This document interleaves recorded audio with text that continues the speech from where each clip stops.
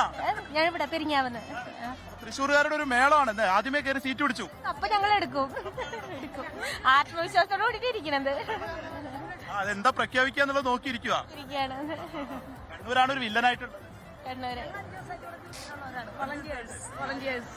അടിപൊളി. ഇവരൊക്കെ ഡ്യൂട്ടിയിൽ സജീവമായിട്ടിരിക്കുകയാണ്. അപ്പോൾ തൃശ്ശൂരത്തെ ആ കപ്പ് തിരിച്ചു കൊടുക്കില്ല എന്നുള്ള ഒരു ആത്മവിശ്വാസത്തിലാണ്.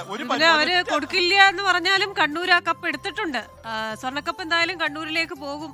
അവർക്ക് കൊടുക്കാനൊരു മനസ്സില്ലായ്മയൊക്കെ ഉണ്ടാവും. പക്ഷെ കപ്പടിച്ച് കണ്ണൂർ എന്നതാണ് നമുക്ക് പറയാൻ പറ്റുന്നത്. അതെ, അത് മാനസികമായിട്ട് ഉൾക്കൊള്ളാൻ അവർക്ക് കുറച്ച് സമയം നമുക്ക് കൊടുക്കേണ്ടി വരും. അതാണ് ഇപ്പോൾ ഒന്നാമത്തെ വേദിയിലെ കാഴ്ച.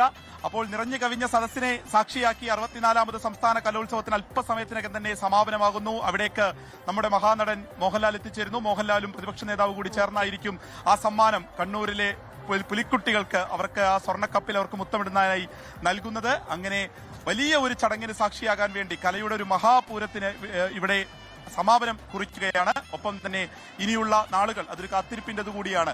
കഴിഞ്ഞ ദിവസങ്ങളിലൊക്കെ ഒരുപാട് കാലത്തെ, അതായത് നമുക്കറിയാവുന്ന പോലെ തന്നെ ഒരു ജൂലൈ മുതൽ ഈ കുട്ടികളൊക്കെ തുടങ്ങുന്ന വലിയ ഒരു പരിശ്രമമുണ്ട്. അത് കൃത്യമായിട്ട് എത്തിക്കാൻ കഴിഞ്ഞു എന്നുള്ളതാണ് ഓരോ സ്കൂളുകളും ഓരോ ജില്ലകളും നമ്മോടൊക്കെ പറഞ്ഞു വെക്കുന്നത്. അത് വിജയിച്ചിരിക്കുന്നു. ആ ഒരു എ ഗ്രേഡ് ഒക്കെ കിട്ടി. എന്തായാലും വിപിൻ പറഞ്ഞത് ശരിയാണ്. വളരെ നാളുകളുടെ കാത്തിരിപ്പ്, പരിശ്രമം, ഇതൊക്കെ അതിന്റെ പിന്നിലുണ്ട്.